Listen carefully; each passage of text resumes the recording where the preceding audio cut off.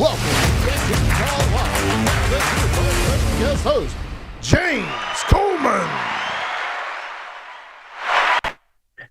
Hey, good morning, the Alliance family. Thank y'all for joining in today. Hey, look, today we're gonna get into, the meat and potatoes about what Andy was talking about last week and those 12 fusion steps that he was talking about on Wednesdays on the Wednesday's call. But first and foremost, I want to give thanks and honor to Jane and Andy Albright for allowing me to host this call, allowing me to be able to talk to Mr. Brandon Manley, Mr. Ryan Chang, and Miss Sarah Seifert.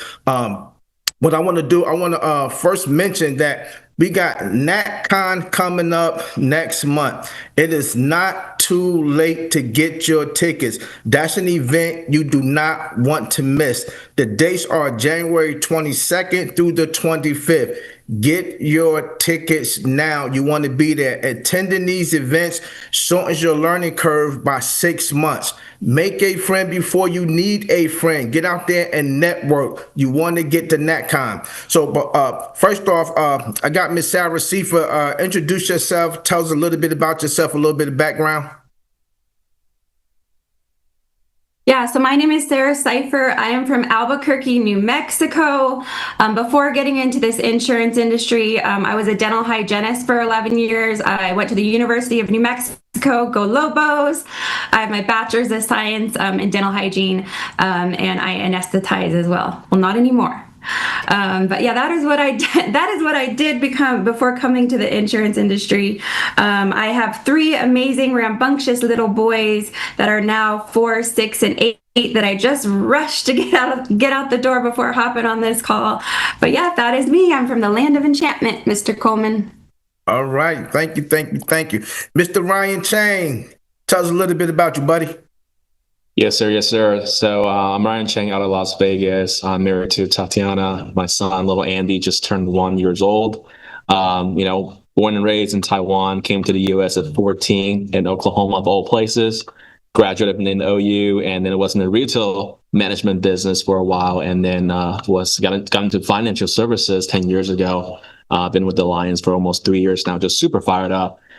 Just landed in Tokyo 3 hours ago. It's midnight now, and I kissed my wife and my son. I would say, hey, daddy's got to go to work. And my wife said, hey, thank you for doing what you do so we can lay down and hang out, and you go to work for us. About to turn in some IUL, some annuity, freaking animal. I freaking love what we do, and we can do it however we want to, wherever we want to. I'm just super proud of, what's going on right now for our team. Love our organization, love our company. Everybody's fired up. Let's get to NatCon. Let's go. All right. I love it. Okay, Mr. Brandon Manley.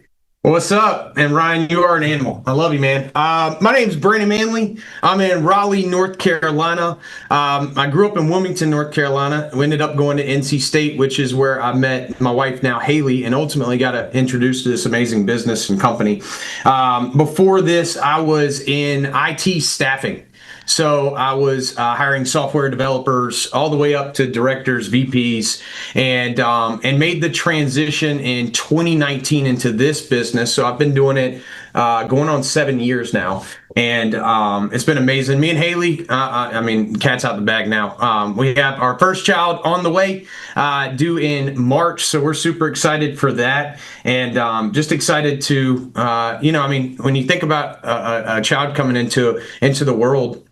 These fusion steps are I want to teach my kids this at an early age, because I know Andy did that with Spencer and Haley. So just excited to be on this call with you guys, and hopefully we can give these people something to work with. All right. Hey, look, hey, Brandon, we're going to get them what they came for today. Hey, look, I'm a big Jay-Z fan, and one of the songs, and it comes on like this. It say, hey, look, you could be successful and you could have enemies, or you could be broke and you could have friends. You got to figure out which one that you want to be. Because here's the thing, on your journey to success, when you make that decision to be successful, you're going to get hit with pushback and oppositions. But more importantly, you're going to start to have people that say, hey, they think they better than us now because you chose to do something different in your life.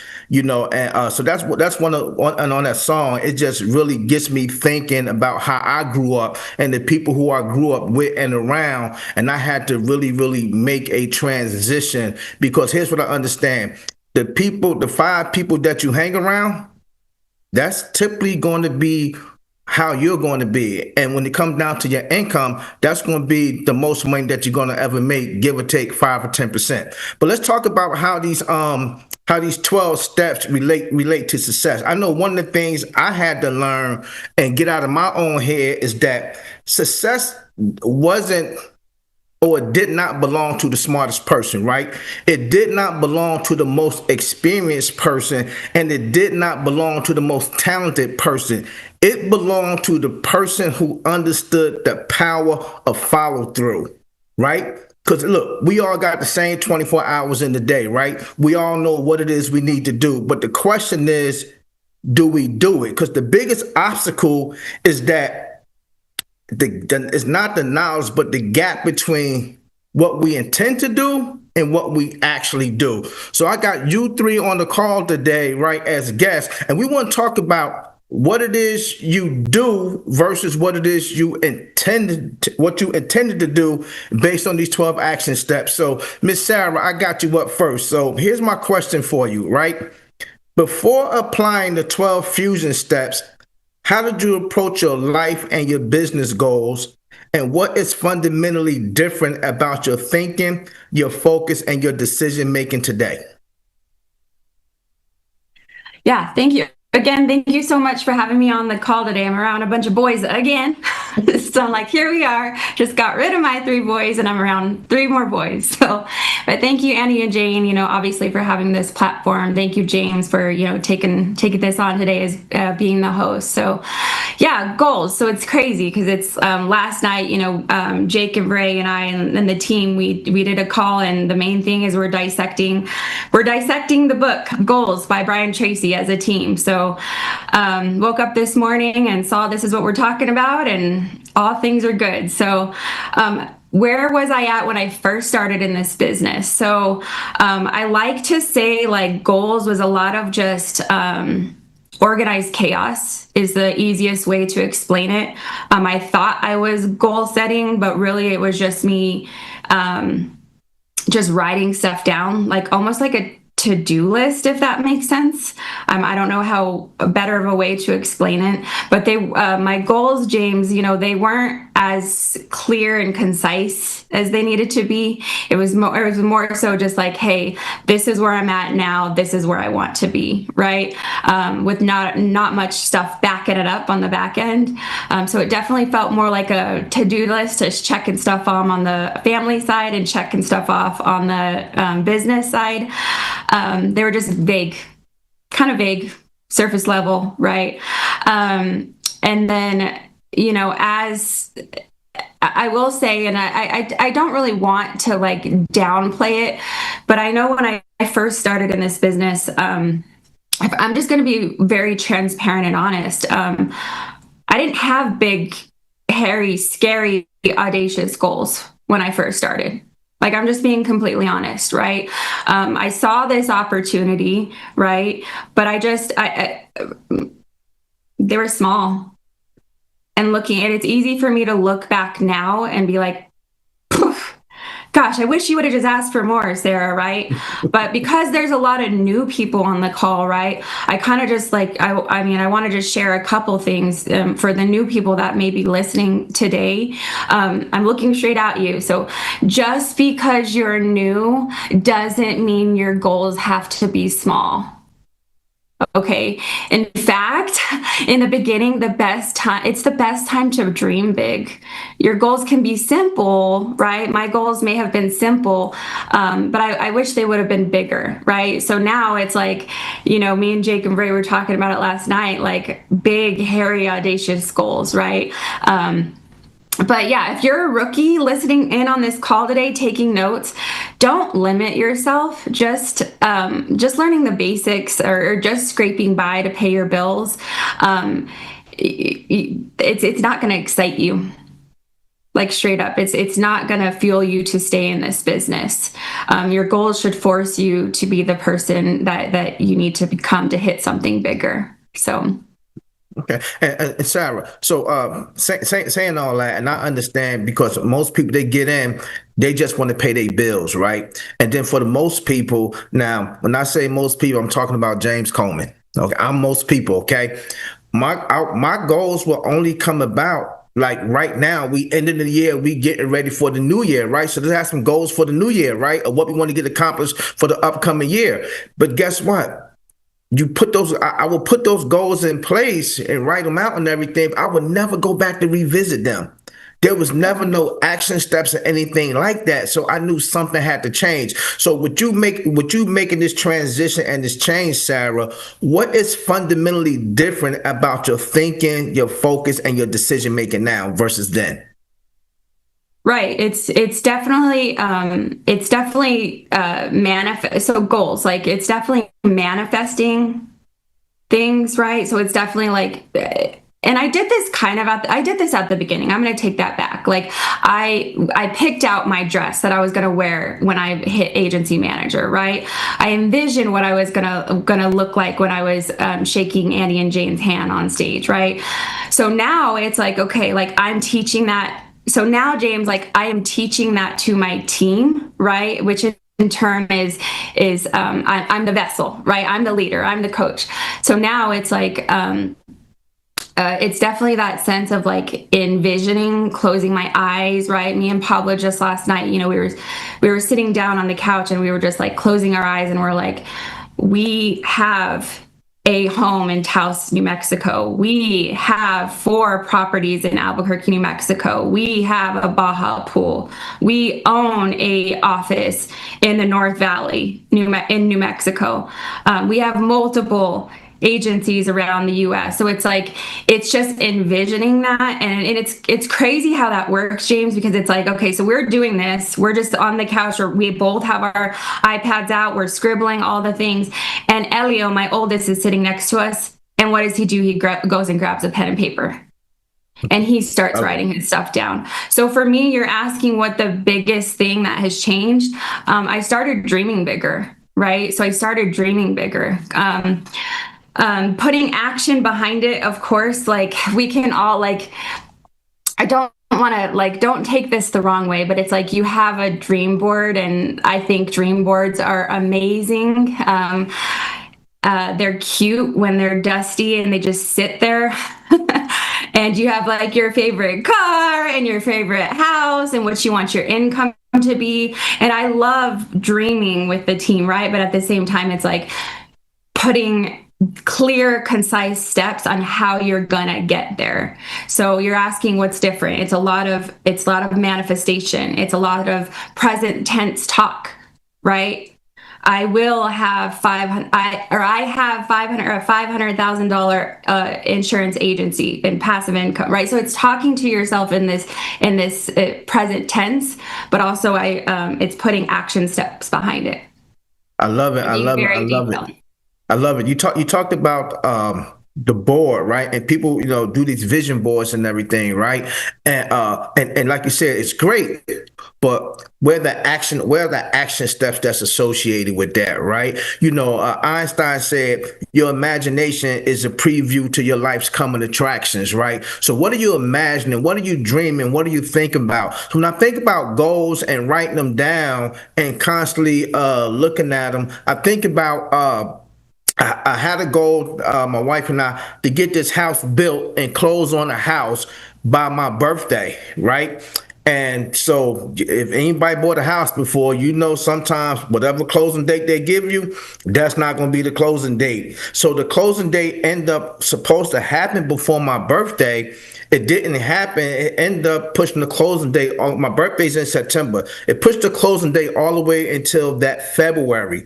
And what happened is that the builders messed around and put the neighbor's driveway in front of our house, right? And I was livid, so I ended up pulling the contract on it, right? And and not only that, they had went up about 45, 50,000 on the price. And I told them, hey, look, I would keep the contract under one condition. That is, if I found something better, then y'all need to give me back every single dime that I put down. And they was like, yes. So I ended up pulling the contract on the house that December before I was supposed to close in that February. But here's the crazy thing about goals and keeping everything in front of you.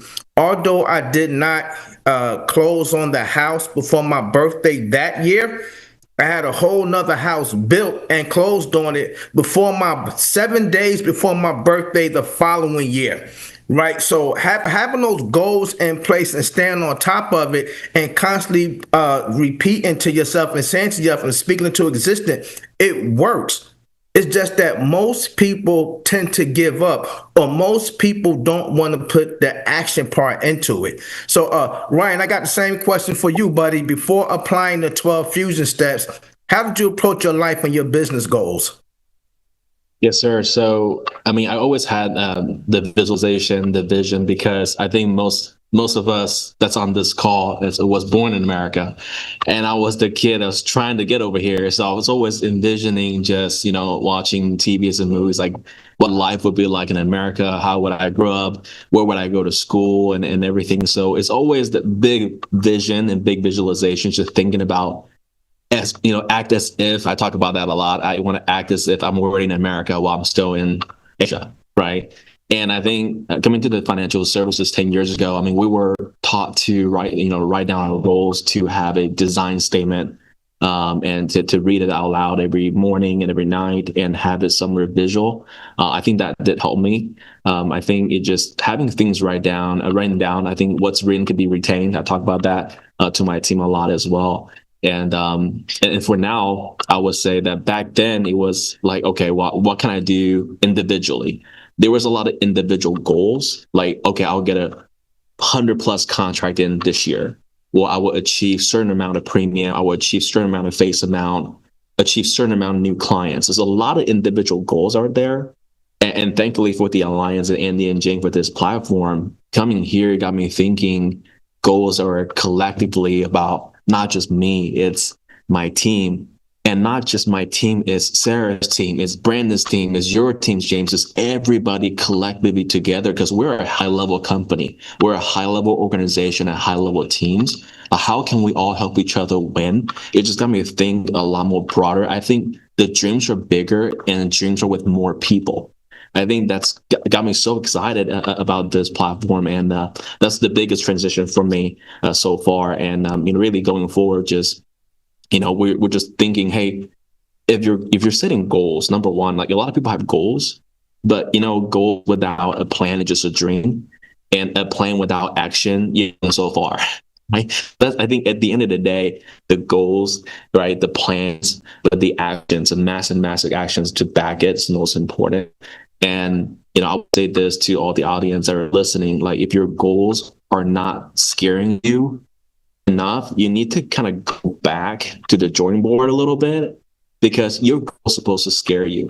And on your way to achieve your scary goals, your audacious goals that's supposed to scare you, it's the journey, right? It's the journey. So let's see if you don't achieve your goals at that timeline. But guess what? It probably would have gone a lot more further compared to setting some mediocre goals that you think, oh, I probably would be able to achieve that, versus just really that goal was a huge stretch. All right, great. I love it. And I like the fact that you said prior to the fact everything was like me. And then you realize, hey, if I want to be at this level, it can't just be about me, right? And we hear this all the time. Zig said, if you help enough people get what they want, you can have everything we want. So now what does that look like? And I think when we make these goals and we make these decisions to move forward, understand, we deal with comfort, right? We deal with hesitation. We deal with distractions. They're going to always be there, right? Why? We're human beings, but we have gotten to the point where we understand that winning comes from designing systems that make actions non-negotiable. Right? And for the people that's out there, when you're talking about winning and growing, you have to get to a point where action becomes non-negotiable if you have any chance of achieving what it is that you want to get accomplished. So Brandon, same question for you, buddy. Before applying the 12 fusion steps, how did you approach your life and your business goals? And what is fundamentally different about your thinking, your focus, and your decision making today?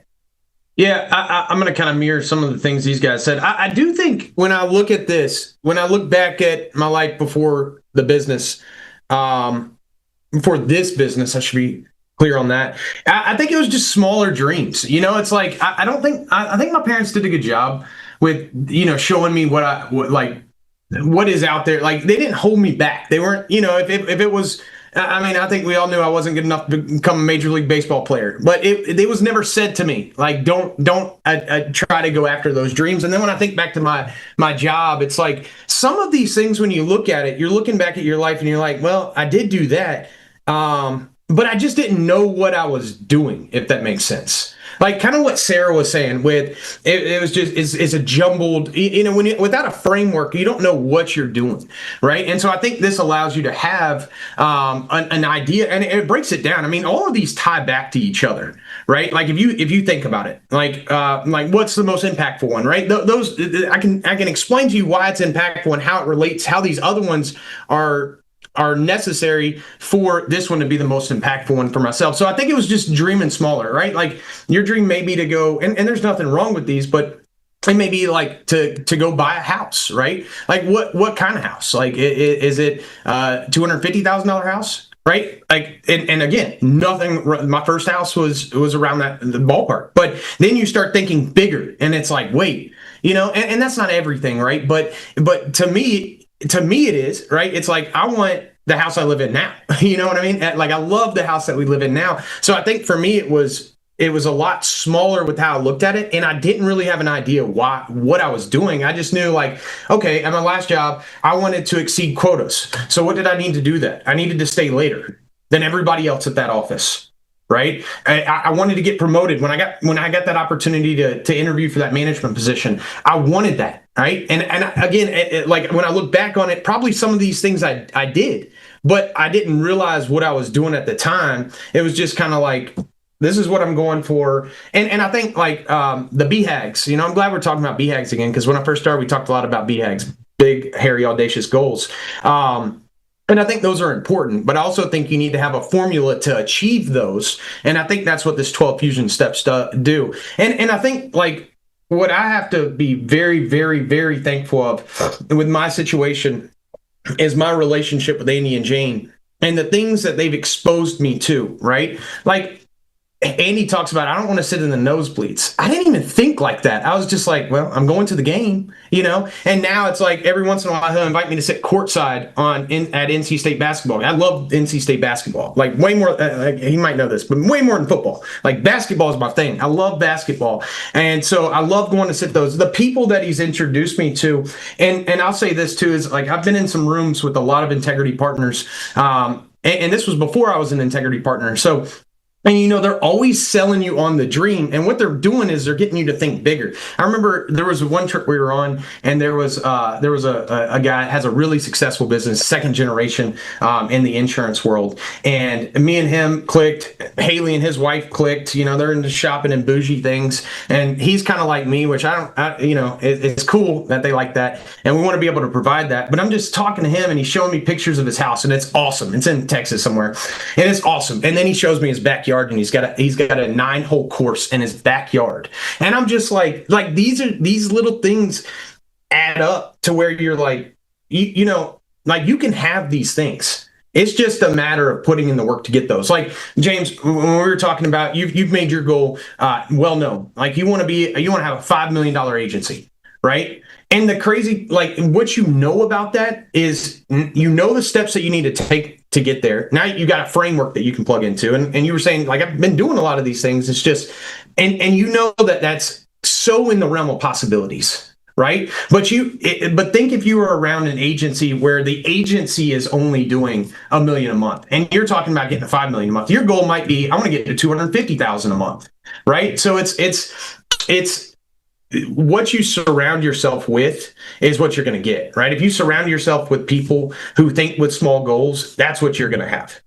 right? If you get around other people who have big goals, that's what you're going to chase. And so it's just that exposure to these things that I'm super thankful for, because it's just like that anything is possible, and it really is. And to your point, Ryan, it's like if they don't scare you, then they're probably too small. Right? Like make it scary. Like Andy hit on that on the Wednesday call. I think he did a really good job hitting on that. But it just makes you think, like, this business, like having this business for me has shown me things that maybe I wouldn't have thought to dream for. Does that make sense? So for me, that was my approach to begin with, and kind of how I look at it now. Got you. I love it, man. And you said something, for most people, they dreams is going to be predicated upon what they grew up around, what it is they saw, right? I know I grew up in an environment where my mom and dad never even talked about goals, dreams, and anything like that.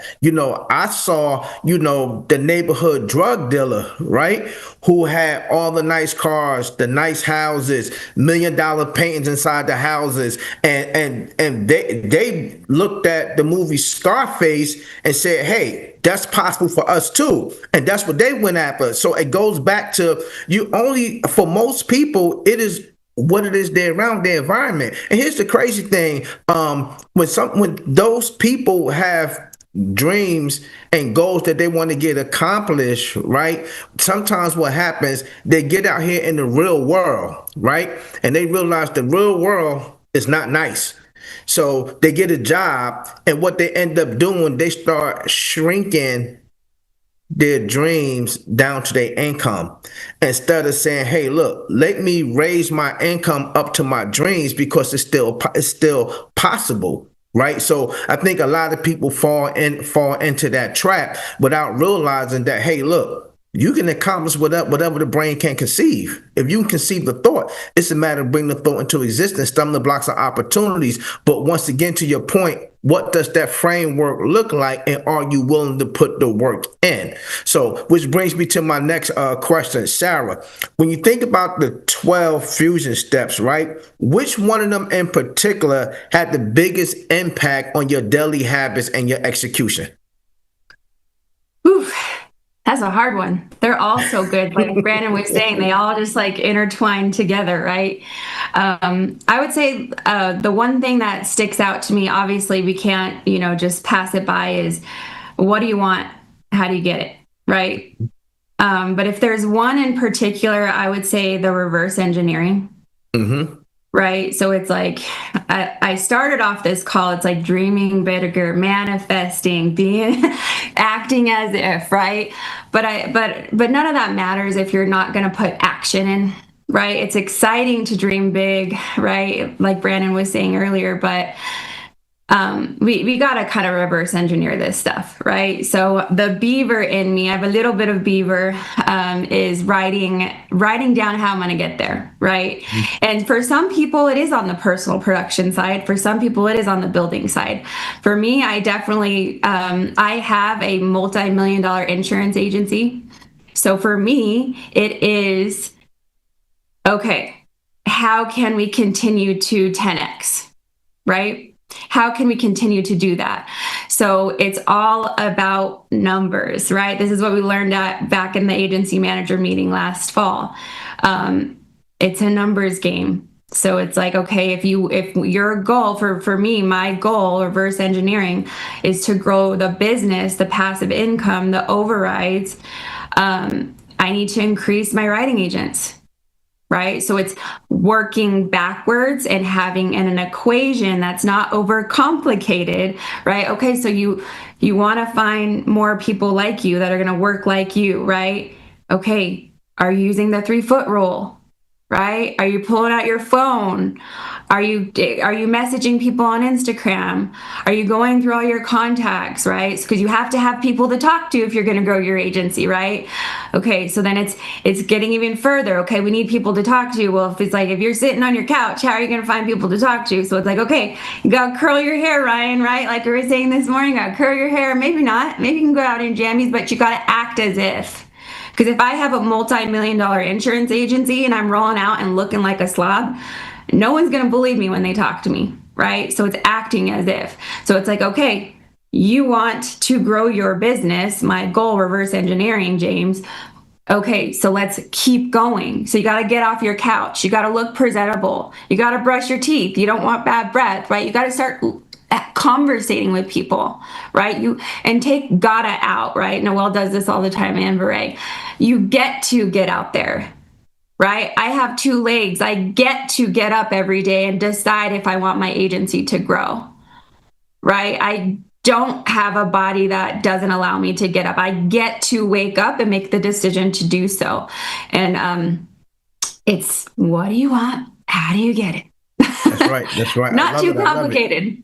I love it. I really like you hitting on the reverse engineering thing. It makes me think about the formula B plus P equals R, behavior plus processes equal results. But you first got to identify what is the result that you want to get accomplished, right? So you got to work that backwards. Identify the result. What processes are in place to get us there, and are my behaviors indicative to the processes to get the results that I want? I love it. I know for me, when I think about those 12 fusion steps, one of the ones that had the biggest impact on me is writing it, speaking it, and doing it. And the reason why that had the biggest impact on me is because I understand that the more we write and do, the more we impress upon our subconscious mind, right? And you heard Andy talk about last week your reticular activating system, right? The more you do it and write it, the more it's being impressed up here, and so it starts to attract, right? What it is that you're going after, what it is that you want to get accomplished.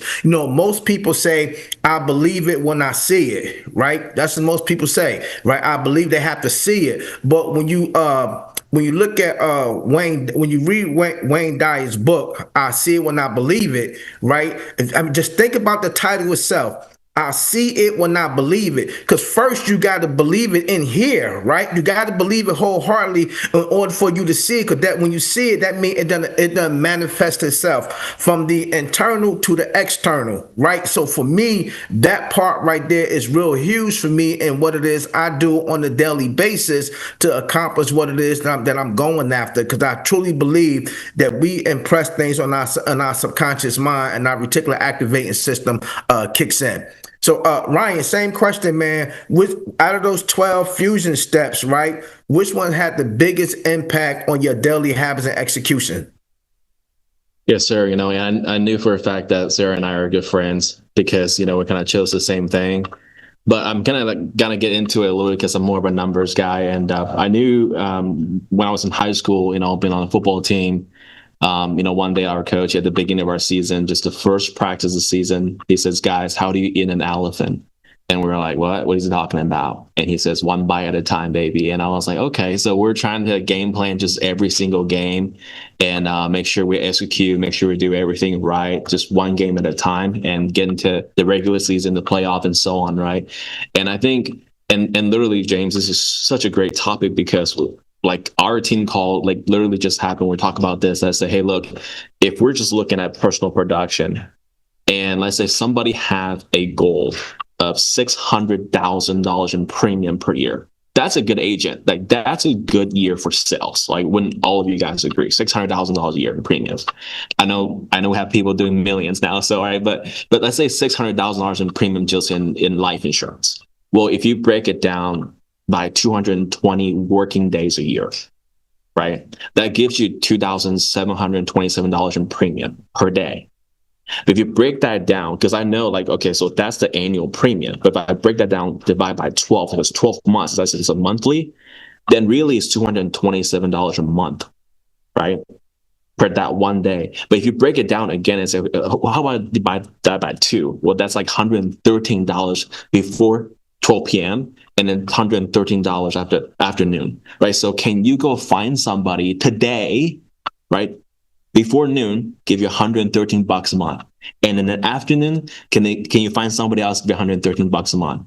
That's just $600,000 of premium right there. If you really just break it down like that, you'd be like, wow, like I think my goal is too small. And so I had a guy on my team who said, I just did $3,600 AP today. I'm like, hey, if you do that every day, can you imagine? You're in the $1 million mark now, right? Who says that you did it today, you cannot do it again? And the other fusion I use a lot is really, I think visualization is really huge, and also having that accountability. Again, I'm kind of a weird kid. So when I was 14 years old, I think my accountability for myself was, because my goal was in life is to be the best husband and the best father I can be. So at 14, I was already envisioning having a wife and having children. I don't have that, yet, but I'm always envisioning that's happening, or acting as if, like Sarah's mentioning. So I just keep telling myself, hey, what do you do now and what do you say now counts, right? All leads towards your ultimate goals of being a good father and a good husband.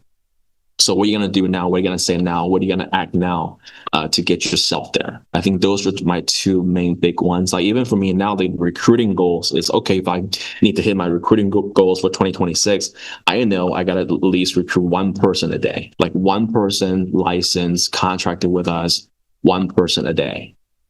And what I got to do, talk to as many people as I want to, as possible, 3-foot rules, ads. We're talking, all contacts, warm market, anywhere possible. And at the same time, really duplicating myself to say, hey, how can I make sure not only I'm doing it? And I think that's a big one. Like we can do amazing things, all four of us on this call, but can we duplicate ourselves and get our team to do the same thing as us? Because that's when that $5 million agencies are happening. Absolutely. I agree with you 100%. This makes me think about one day I text Andy and I asked him, I said, hey, Andy, what is the one thing I can do that's going to add the most value to my business?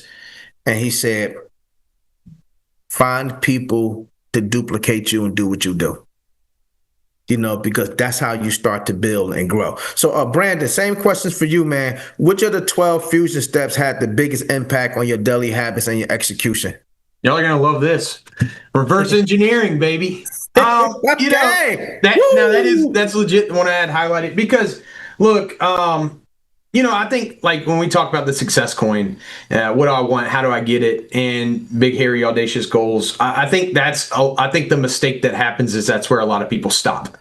What do I want? That's where it stops. And then they don't consider how do I get it? Well, maybe they do consider how do I get it, but then it becomes like, what do I need to do to get it? And that's where the rubber meets the road, right? So if you think about it, like when there has to be follow through, it can't be something that I can just write down. What do I want? How do I get it? Like it can't just be.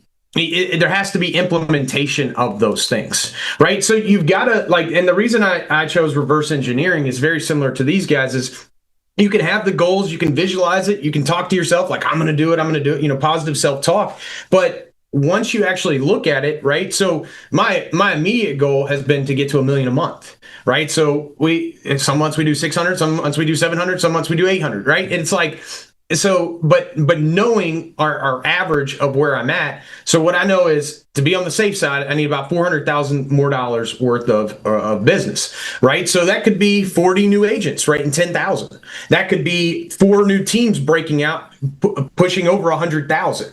Right. And so and what it does when you reverse engineer it, it kind of like look down the list. It starts building your habits and your discipline to doing the things that you need to do. Like I love thinking about it. When you tell me like, James, 5 million, right? It's like, OK, what are we going to do this year? What are we going to do this quarter? What are we going to do this month? What are we going to do this week? What are we going to do today? Right. That's the things you got to think about. So it's reverse engineering what your goals are to get to that goal. And what that does is when you start doing those things, it starts like when you talk about positive self-talk. If you're doing the things every day that you're supposed to be doing, that's going to build positive self-talk and that confidence that you need to become successful in this business. When people, I think in this business, people start getting down on themselves. It's almost like a domino effect. They don't do it. It's habits, right? Like there's a really great book, Atomic Habits by James Clear, which most of you guys have probably read. And he talks about, we talk about the compounding effect. Let's get Ryan going on this. The compound effect of IULs, right? Well, what's the compound effects of your daily habits? Your weekly habits, your monthly habits. And I think, when you take that approach to it, then you can really attack your goals in a way that makes sure that you accomplish those. And when you do have a bad day, right? When you do have a bad week, if you can look back on that, you can stay in that confident, positive self-talk mindset if you know, hey, the cards didn't fall in place for me this week, but I did the things necessary, and I'm going to get back up next week, and I'm going to do the same thing. And then and here's what I've tried to do. Some people are slower to get into recruiting, right? And so what I've tried to do is it's almost like if I hit them with, hey, I need you to do, let's say I need you to recruit 20 people this month, right? Like what I'm trying to do now is I'm trying to get them to take baby steps along the way. So, hey, can you dedicate 1 hour a day towards recruiting this week? And then next week, can we do the same thing? Right? It's the baby steps, and then it leads into those bigger things. So it's kind of gradually getting them to the place that they need to be to grow a team. But it all comes back to I think reverse engineering, it ties all of these things together from the what do you want, how do you get it? Without the reverse engineering, you don't know how to get it. And ultimately, you're going to be stuck just saying, I want a $5 million agency, or I want a $500,000 agency. Absolutely. I agree with you. I agree with you 100%, Brandon. I remember jumping on the call one day, and this is way before Andy had came up with these coins. He was on the call and he said, what do you want? How do you get it? But then he took it a step further. He said, how come you don't already have it? And what are you willing to sacrifice to get it? And it makes you, when you write that out, it really makes you look at the man or woman in the mirror and say, I don't have it, it's because of me. What am I willing to sacrifice now to get it? What does that sacrifice look like? Because we got to understand when it comes down to having success, right? Success is built through small, repeated actions. Not that big old occasional burst, boom, this week I did this, but it never happens again. It's all about the small, repeated actions, right? Not waiting for inspiration to kick in to get going. It's about the daily intentional movement towards our goals every single day. And that's the part that we have to master. So which brings me to my next question, Sarah. Since implementing the fusion step, what measurable results have you seen in your life and your business? Yeah, so I love what you said. I wrote that down. I love that. So how come you don't already have it? Oof. That's Andy. Let's go. Yeah, I know. I wrote it down. Yeah. So how do you choosing one of you're figuring out your purpose, right? So that's so important, right? It's important as anyone that is leading, the leader, the mentor, the coach of an agency, to have a purpose. And if you don't have a purpose, or that if you haven't thought about that, it's okay. For those of y'all that are new and maybe building, write it down. You can start now. After this activity called 9 a.m. Mountain Standard Time. But sharing that with your team is important. Right. I think a lot of leaders, oftentimes people that are building, they're nervous to share with their team when they're getting their next promotion because it can come off as greedy or whatever it may be. But the cool thing is when you share that with your team. I had one girl on my, Danny Ross. She's like, why aren't you sharing these things with me? Right. If you're right there next to, we want to know, we're part of the house. We're part of this cathedral, right? Your team wants to know. Snap out of it. Your team wants to know where you're at and where we're going. I promise you.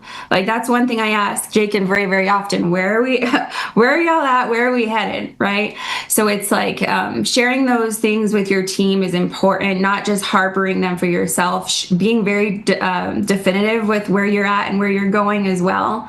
But for me, it's definitely the shift, James, was saying no very often. I had to get really, really, really stinking good at saying no, which as a yes woman, right, as a people pleaser, that was hard, right? It was very hard. But at the end of the day, I had to start becoming really, I had to get uncomfortable, right? So it was saying no in order to free up time to say yes. right? Because you never know when opportunity is going to come a knocking, right? You know how great it felt when I got a call saying, hey, you've been selected to come to the cabin.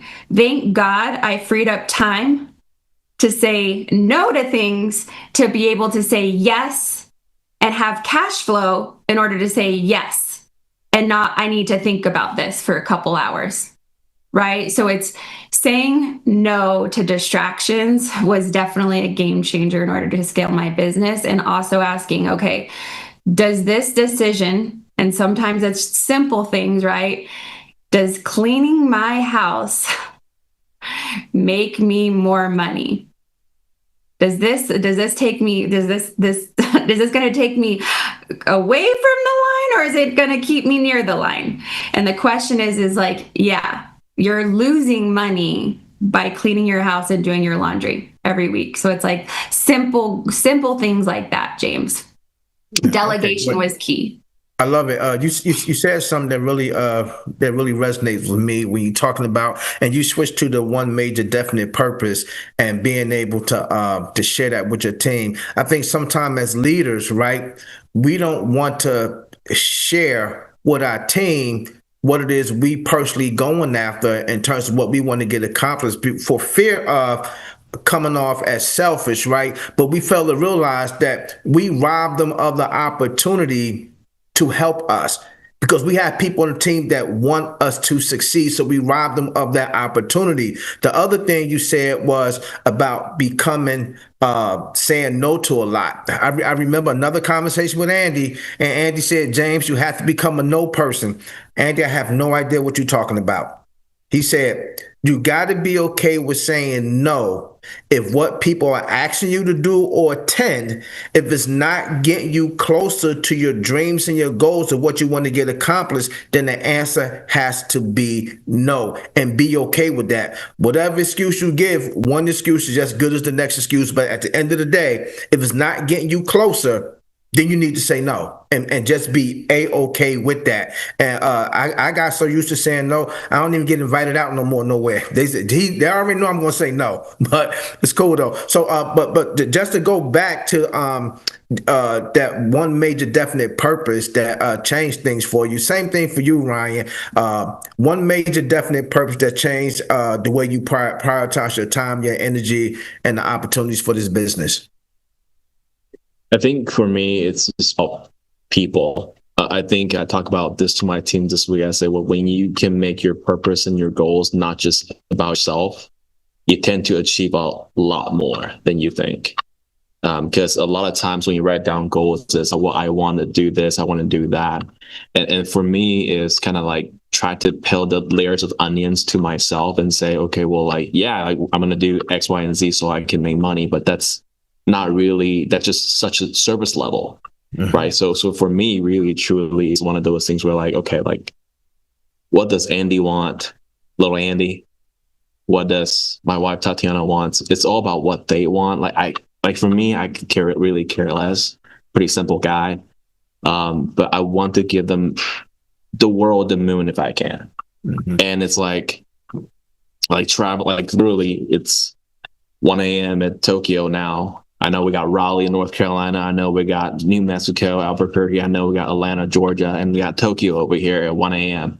And I'm working all the way till morning, because it's like when that sun comes up and I'll go up to the hotel room and they're probably still sleeping, my wife and kids. But it's like, I don't want to let them down. I don't want to let my team down. I don't want to let my client down. It just is like, there's so much on my shoulder that I put on my shoulder on purpose, because I knew, because I have all these people around me that depended on me, then I have no choice but to keep going. And also a lot of times that when I go through hard time, I don't know, maybe some of you guys can implement this. I just ask myself, what would Albright do?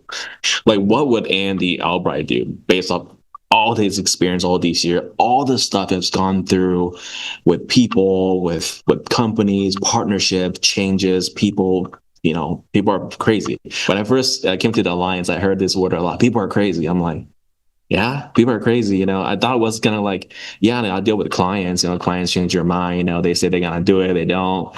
But then when it comes to building a team, building people. People are pretty crazy. But it's like, that's a beautiful part about it. It's like we're in the people business. I feel like we're at the highest skill level occupation business as possible, is building people and getting people to achieve their goals, getting just to write them down and get them to dream bigger, get them to make money, get them to a place where they understand, hey, there's also people depending on them as well.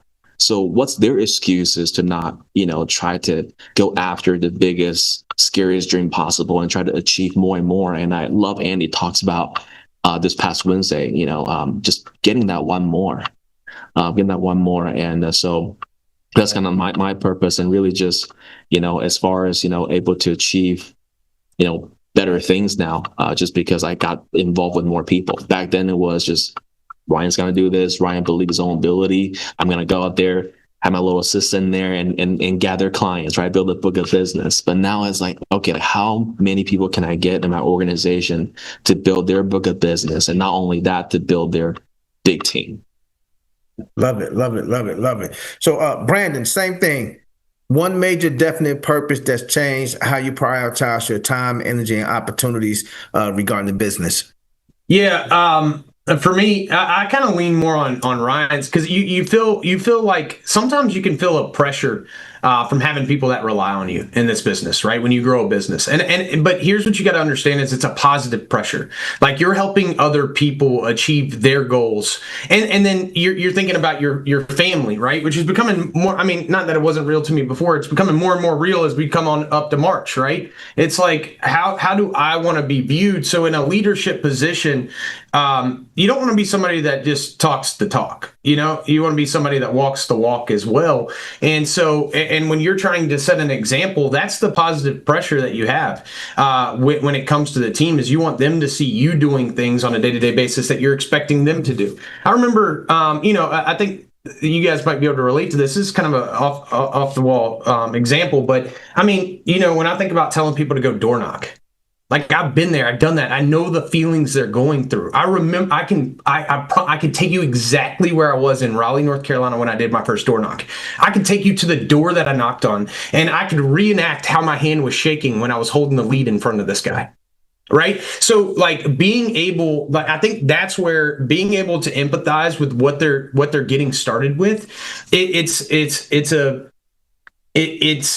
I've been there. I know what you're going through. Right. It's not like if you haven't been there, you might be like, don't be a baby. It's just you're knocking on someone's door. No, like there's a lot of pressure that went into that door knock for me. I don't know why. Some people maybe they just don't deal with that, but that's what I dealt with. So you have more empathy for your team as they're going through things, and you can help them overcome those things. So a lot of times, and to answer your question directly, like for me, it's the big piece on the prioritization. It was on what I scheduled. What is on my schedule? Like Andy said some pretty impactful things when it comes to scheduling. Like one of the things he taught me is put it on your schedule. Like go ahead. If he asked me like, where are you traveling next? It's not I'm thinking about going here. I need to go see this person. It's like, no, what do you have booked? Let's say you say nothing. I don't have anything booked, but I need to go out there. He's going to be like, book it. And then you might go, what day? It don't matter. Just book it. He always talks about if it's on his schedule, he's going to do it. Right. And then you'll follow that up with show me your schedule and I'll show you your income. Right. So for me, it's always been that. And it just comes back to everything that's in these 12 steps is like, when it comes to the reverse engineering of this, what you need to do, right? We talk about it with appointments. Like if your goal is to write, 10K a week or 10K a month, it looks differently from what your schedule should look like. If you want to hire X amount of people this month, your week looks different compared to the guy who's hiring 30 people this week, right? So it all kind of breaks down, but scheduling is a big piece to your prioritization, and to you guys' point is saying no to things, right? It's like, and sometimes they're hard to say no to because they sound fun, right? Mm-hmm. Like I'll give you an example. Like Andy's going down on the 19th to the for the NC State bowl game. I'm not going. Why? Because I've had some other things that I've prioritized that I've committed to that I need to do, right? So as hard as that is to tell him no. And not go fly on his private jet with him to Tampa to watch NC State play football. I've got prior commitments. So I've got to say no to that. Got to know. So it helps you prioritize. Got you. So we down to the last 5 minutes. So here's what I want to wrap up with each of you. Starting with you, Sarah. If you had to describe the impact that the 12 fusion steps in one sentence to someone who's on the fence, what would you say to them?